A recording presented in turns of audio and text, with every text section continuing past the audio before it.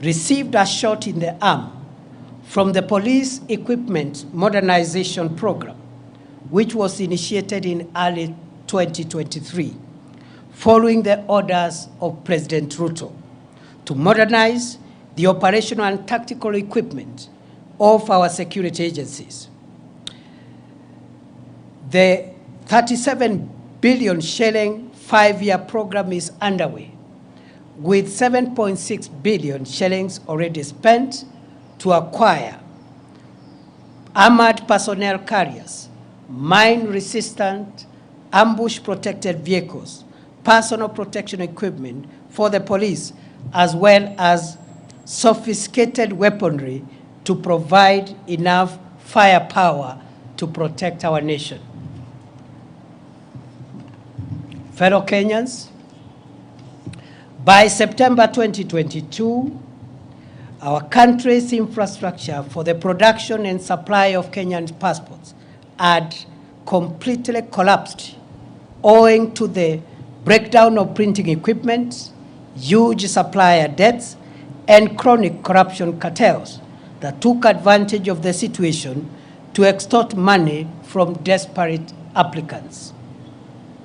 After many months of reorganizing and financing arrangements, as well as personnel deployment at the Immigration Department, I am proud to report that as I leave the ministry, the government has been able to acquire modern printers and all the pending supplier debts have been paid. The passport production and delivery waiting period has been reduced from more than 12 months in 2022 to 7 days at present.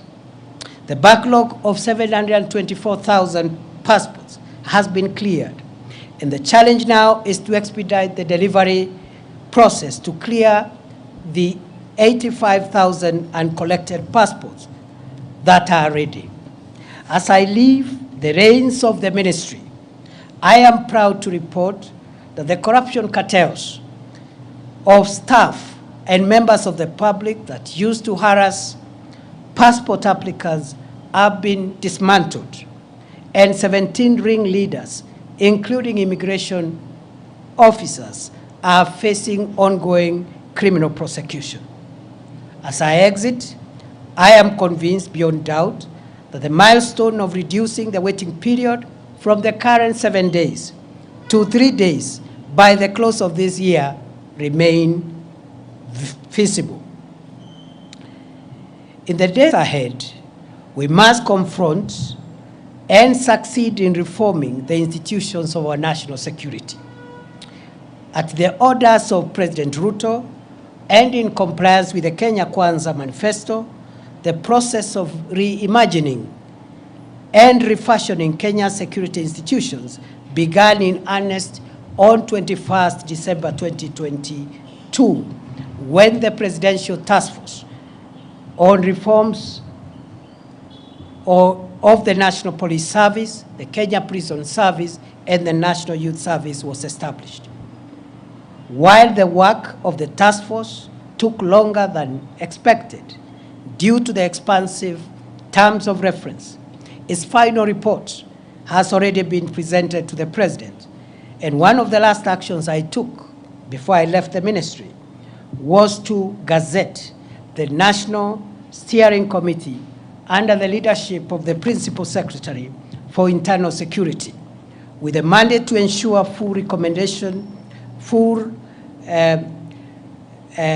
realization and implementation of the groundbreaking proposals for reforming our police, prisons, and youth services to align them with the dictates of our progressive 2010 Constitution and the vision of underwriting the national ideal of securing Kenya from long-term internal and external security threats.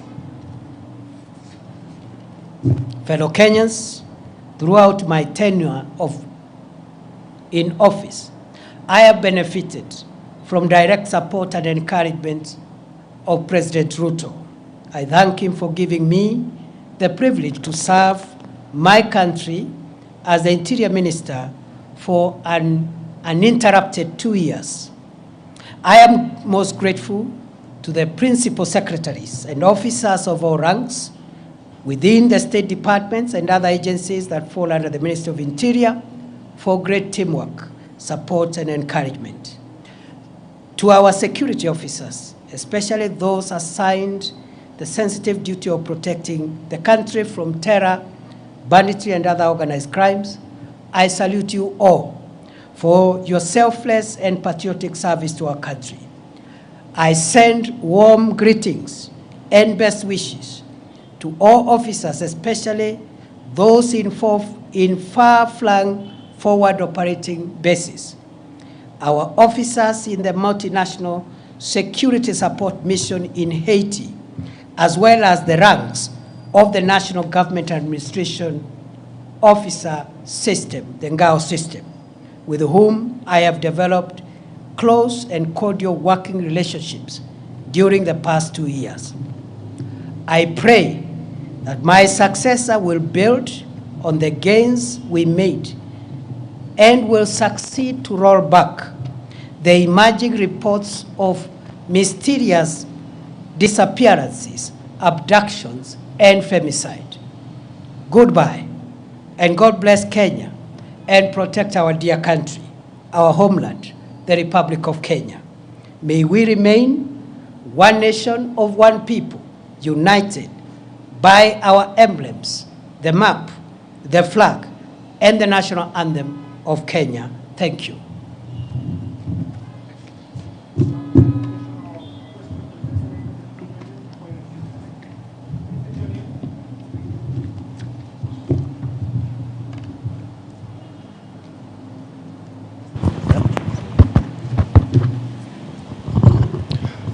My name is Eric Owenga, labda kwa Kiswahili Bwana Naibu Rais. What do you speak of about your legacy in terms of abductions and extrajudicial killings that were rampant during your reign as the Cabinet Secretary of Interior for the past 2 years? Because Kenyans, some of the questions have not been answered in regard to the same. Can you exhaustively speak about it? Thank you. Yes, as you have, thank you very much for that concern. As I have said towards the last part of my statement, I have demonstrated how for 2 years, every day of my life, I have struggled to secure the country from crime and from people who would have caused us harm. And I have told my journey, the places I've been and what has took me there, the work I did in immigration and other places.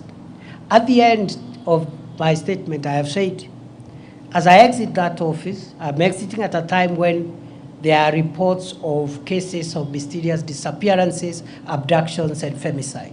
And I have handed over the responsibility of cracking down on those emerging reports of crime. And I wish him well, and I know he will succeed.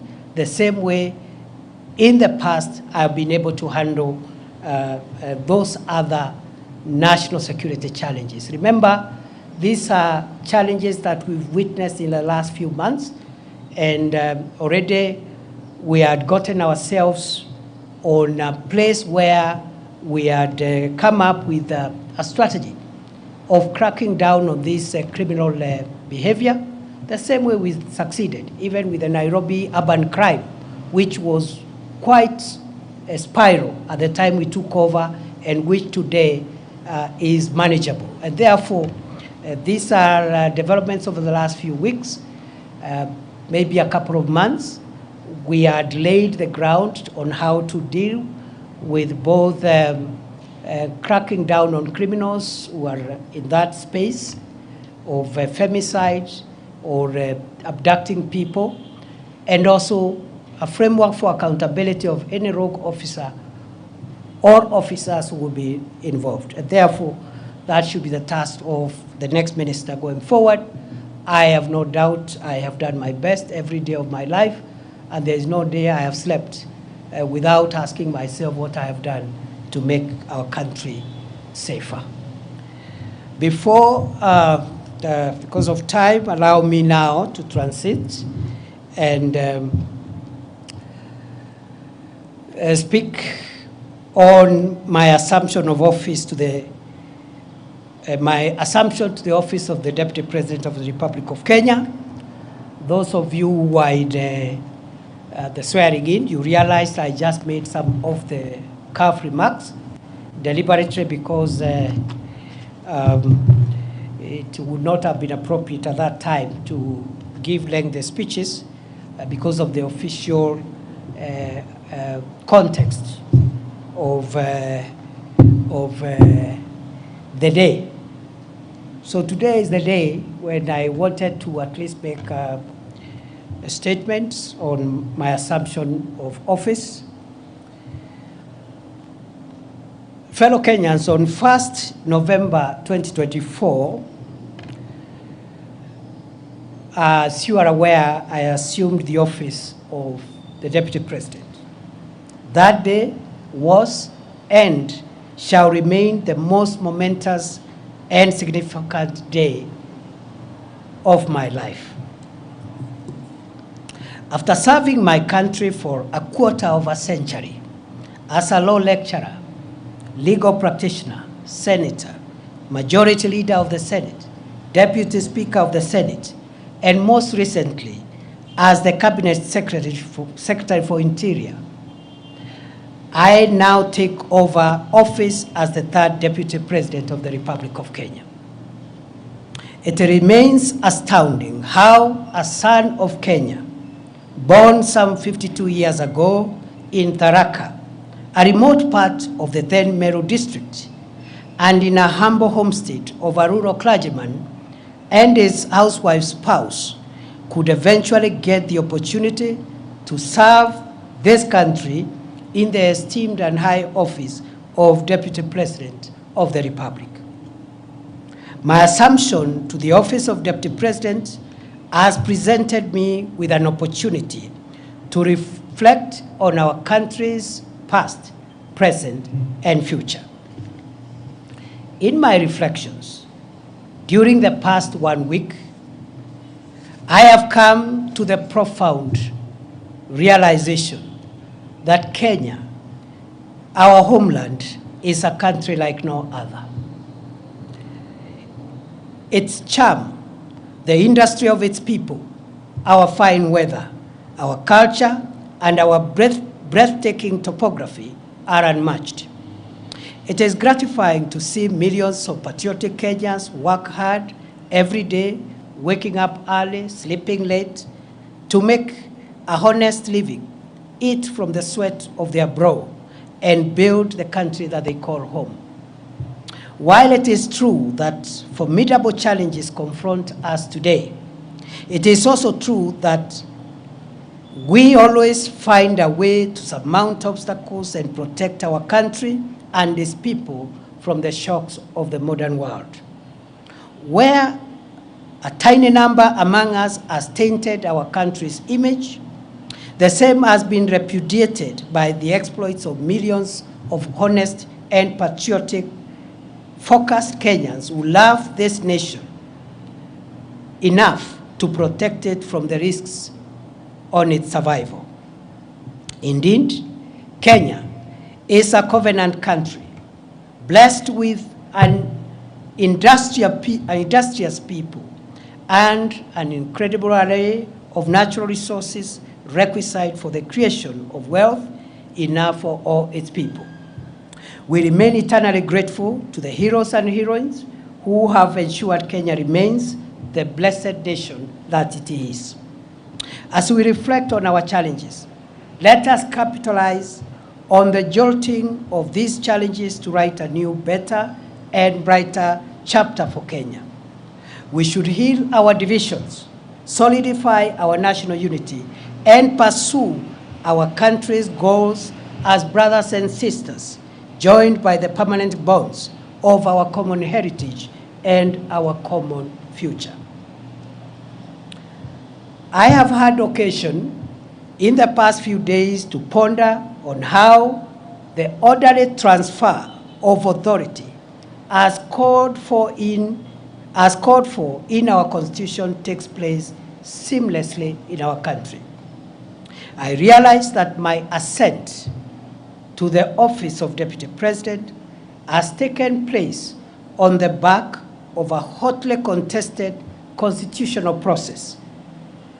For weeks, the country was glued to parliamentary and judicial events whose completion is a testament or was a testament to our country's democratic credentials and the integrity of our constitutional institutions. I am humbled to be of service to this country as its Deputy President, and to formally take the reins to support and assist President William Ruto and the team he leads towards the realization of his vision to deliver the transformation of Kenya.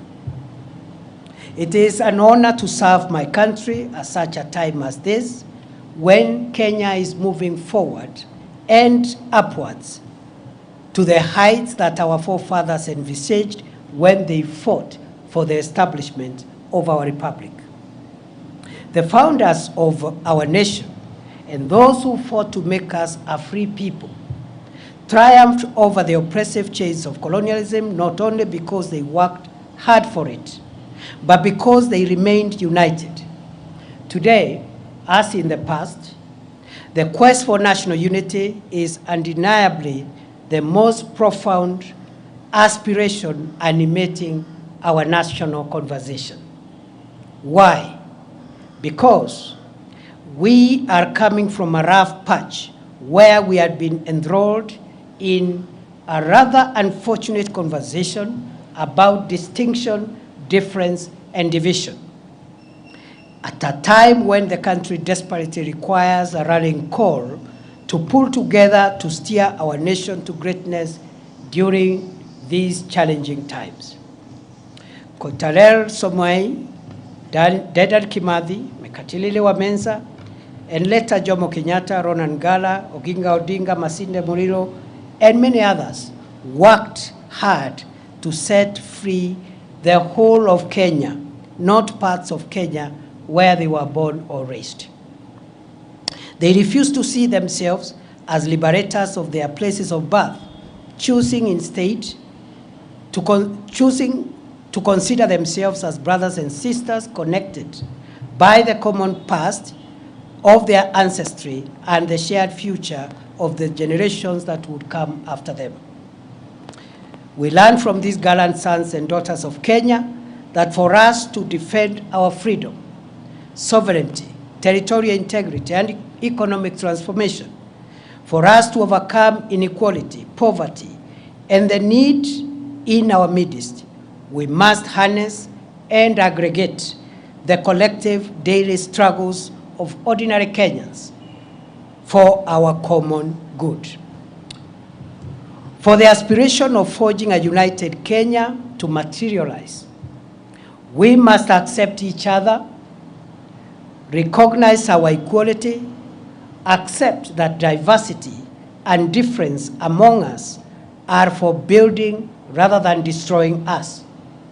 A united nation is better equipped to deal with the challenges and overcome the obstacles we face in an increasingly complex, unpredictable, and insecure world. Kenya's viability is guaranteed only if its diverse components and segments converge in pursuit of common ideals, notwithstanding our linguistic, ethnic, religious, or political orientations. As I assume the functions of the esteemed office of the Deputy President of Kenya, I pledge to support and assist President Ruto to canvass, defend, and accelerate national unity, but also to canvass, defend, and accelerate the implementation of the bottom-up economic transformation agenda on which his administration was elected 2 years ago.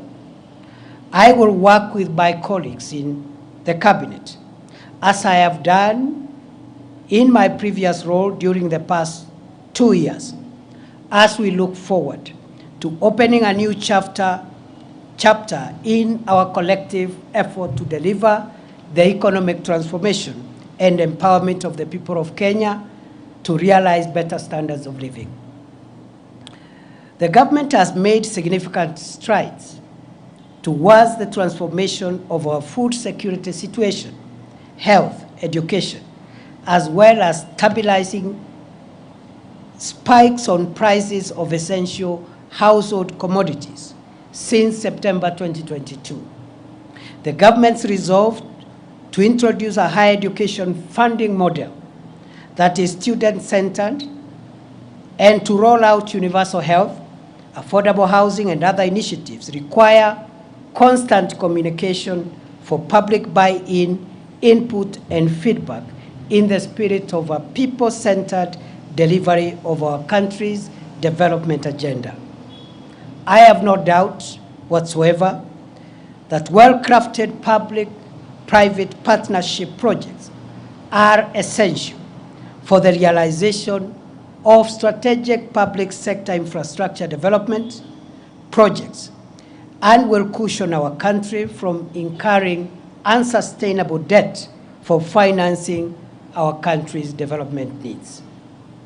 As we pursue Kenya's economic transformation and strengthen the bonds of our national unity, now is the time to ask every citizen to introspect on their contribution towards the actualization of the Kenya we all want to live in. The values of honesty, hard work, patriotism, family, and all other values of our civilization, faithfully transmitted through generations, makes it possible for us to transform this country into a more inclusive, equitable, and cohesive nation in which every citizen is able to live free from fear and want. A Kenya where every citizen has a realistic opportunity to attain good health, wealth, and safety.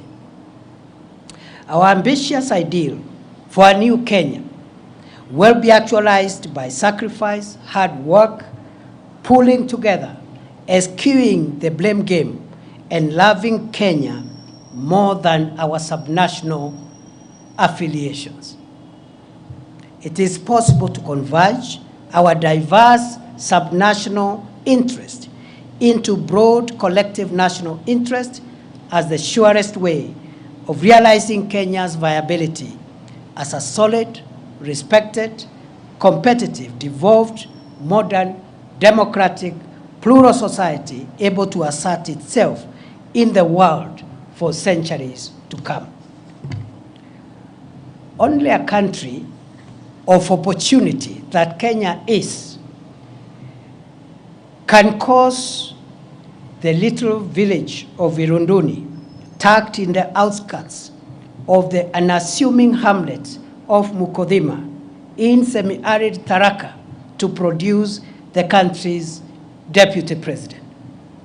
I grew up in a competitive environment, learned to manage scarce resources in a large family of 9 siblings, raised by peasant parents, and introduced to the values of respect for others and respect for authority, the love for God, and the love for country, considering other people's needs before my own needs. These values would later be firmed up through my education journey in the schools and the universities I would attend later in life. That it has been possible for me to come this far confirms that in this country there is no reason anymore why a child born in Moyale, Loitoktok, Nyahururu, Lodwar, Nyansiongo, Malindi, Ugenya, Kadhonzweni, Elwak, Kimilili, Lungalunga, Maralal, or anywhere else within this great country cannot aspire to rise to any office. I am truly blessed to be a son of Kenya. May God bless and protect our dear country, our homeland, the Republic of Kenya. May we remain one nation of one people, united by our emblems, the map, the flag, and the national anthem of Kenya. Thank you and God bless you.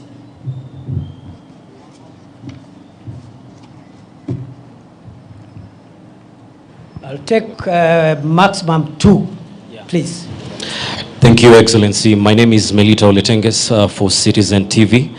My question is, you are stepping into this new role at a time when counties have not had a disbursement of funds for about 4 months, and it is causing a cash crunch there. And now that you're going to also be the chair of IBEC, how do you tend to accelerate this and ensure that services in the counties roll as they should be? Kyo? My name is Sydney Chazima. My question goes to what you've mentioned about national interests.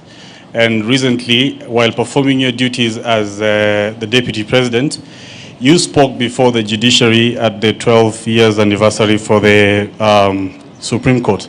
And you mentioned that there need to be a place where the courts consider the national interest as opposed to the public interest. Someone may misconstrue this as the executive trying to exert its pressure on the courts. What would you make of this? Thank you. Those are very good questions. I would like to respond to them as follows. It is true there is a bit of cash disbursement delay for counties, which is unfortunate. But I think the context for that situation is that this country in the last 2 years have come from a very difficult macroeconomic situation. And it has taken 2 years of hard work under the leadership of President William Ruto to tackle the macroeconomic stability of the country, stabilize the shilling, stabilize essential food prices of essential commodities, including fuel, and so forth and so on. For the first time this month, inflation is at 2.7%, the lowest in 17 years.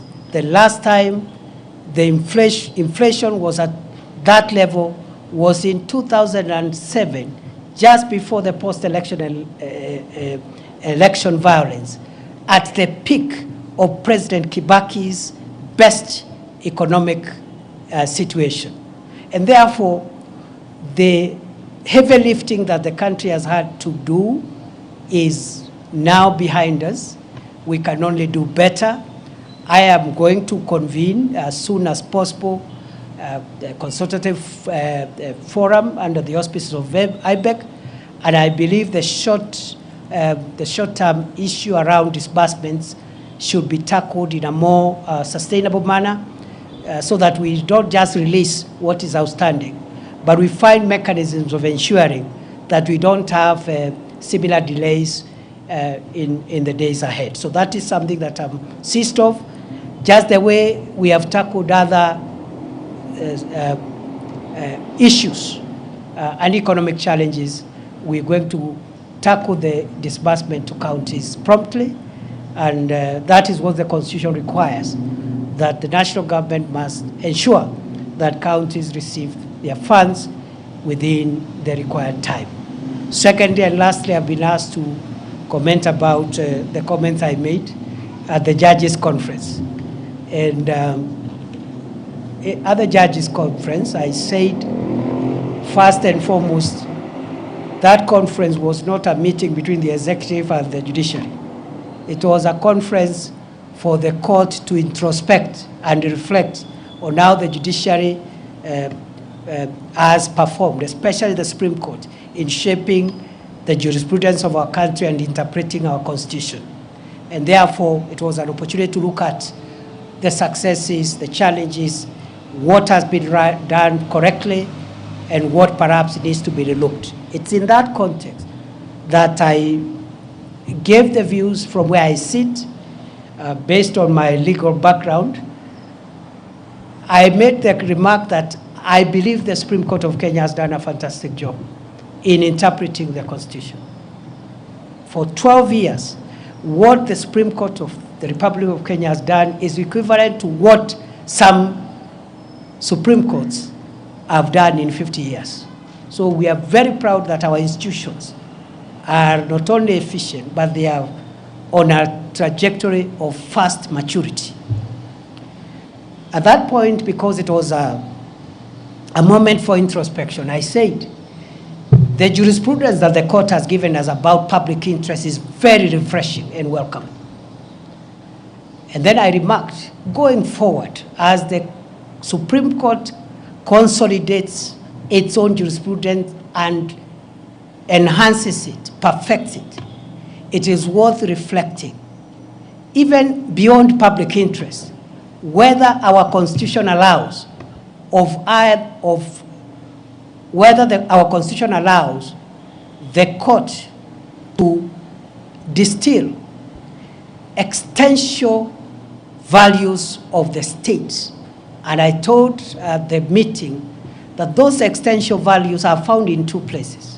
One in chapter 1, which is the foundational chapter that establishes our country, defines what Kenya is, the map, the territory, the coordinates, and the fundamental principles, including devolution. And then, chapter 14 on national security. Article 238 in particular contains some elements of what one would call existential and primordial elements of the existence of Kenya. That Article 238 says that there are certain core interests of Kenya that must be protected. And that's why the organs of national security are established, to make sure that Kenya does not disappear. It survives. Territorial sovereignty of Kenya. That's why our KDF will do whatever it takes to make sure that other nations, enemies of Kenya, don't overrun us. The territorial integrity of Kenya, that no foreign country can violate our airspace, our land, or our sea space. And then it goes on to discuss a few other existential, very, very critical foundational interests of the nation. And so what I was asking, I said maybe the courts needs to think whether we can have a hierarchy of national interests. The general public interest on everything else, and very basic and existential interest on which the survival of the nation rests. Because, for example, when we have had, for example, challenges in allowing the people of Kenya to exercise their rights, which are protected in the Constitution, we have seen, for example, that that right, for example, needs also to be balanced in the need to protect the country and constitutional institutions. Because we saw an attempt to violate the Chief Justice's chambers by people who are expressing their rights, which is correct. But you see, if you destroy the emblems that makes the state to exist, burn down parliament, you know, those are extreme measures. And all what I said, just to be brief, I was not prescribing. I was just asking the judges to provide leadership, as is their mandate in the Constitution, to tell us whether there is a hierarchy of interests. Because the other commercial issues, the public interest is easily discernible. But sometimes there could be a conflict between what is popular or what the public is saying and the existence of the state. And I provided evidence at chapter 1 of the Constitution, which is the foundational principles, and Article 238 that tells our organs of national security to protect the borders of Kenya, to protect the existence of Kenya and its institutions. That balance the court should help us to interpret. I know I've spoken a lot of English, but that's what it is. I wish you well. It is good to see you. We are going to have regular interactions.